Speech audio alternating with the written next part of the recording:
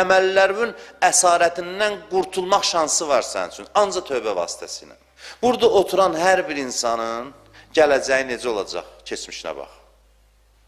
Keçmişdə elədiyimiz əməllər gələcəyimizi formalaşdıracaq. İndi keçmişdə mən xətalar eləmişəm, günahlar eləmişəm, vay, gələcəyim batdı mənim, belə gedişlə. Tövbə bu şansdır ki, gəl, danışaq, dəyişək. Cəmaat elə bilir ki, din adamı qaydalarla yükləyir. Cəmaatın dinlə problemi burada yaranır. Bəşəriyyətin bugün problemi bu deyil, Allah var ya yoxdur. Ona görə Allah Quranda özünü çox sübut eləmir, fikir verin.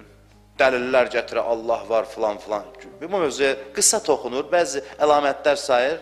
Bu təbii bir şeydir. İnsan Allaha inanmalıdır. Problem bilirsiniz nədir? O Allahla düz münasibət qurmaq. Problem bundadır. Hamımız bilirik ki, bax, günahdır da filan işlər, hə? Bilirik. Amma bir dənə sual verim. O qədər dərindən ki, lazımdır günahın ziyanını, zərərini, pisliyini başa düşmüşük. Seviniz bilsən nədən olmalıdır? Bugün günah eləməmişəm. Əleyhissalam deyir ki, o gün bayramdır sənin üçün. Bayram nədir? Şadlamaq. Heç buna görə sevinir. Heç bunun hayındayıq biz. 50 il yaşayıb, 60 il yaşayıb, başa düşürük ki, dünya mənim yerim deyil. Hələ onu başa düşürük. Başa düşürük ki, dünya mənim yerim deyil. Allah insan adlı varlıq yaradıb.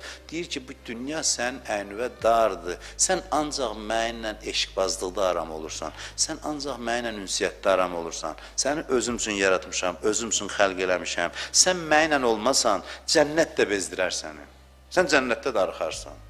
Cənnəti cənnət eləyən əbədi varlıqla təmaslı olmağındır. Onun meyvəsinə də, bağına da ləzzəti qatan odur. Sən binəhayət, sonsuz bir varlıqla təmasdasan, kontaktdasan. Sənin ruhun, bütün zövqi, şövqi, ləzzəti bundadır.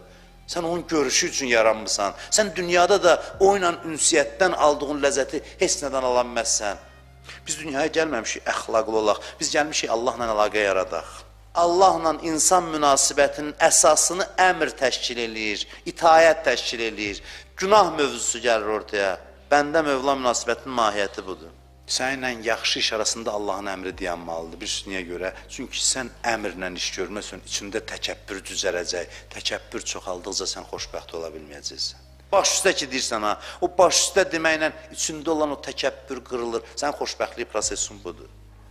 Kərbəlada neçə nəfər narahat olub, qorxub ki, onu azad qoyarlar, deyərlər azadsan. Aşura gecəsi İmam Hüseyin onlara dedi ki, azadsız, biz necə ağladılar?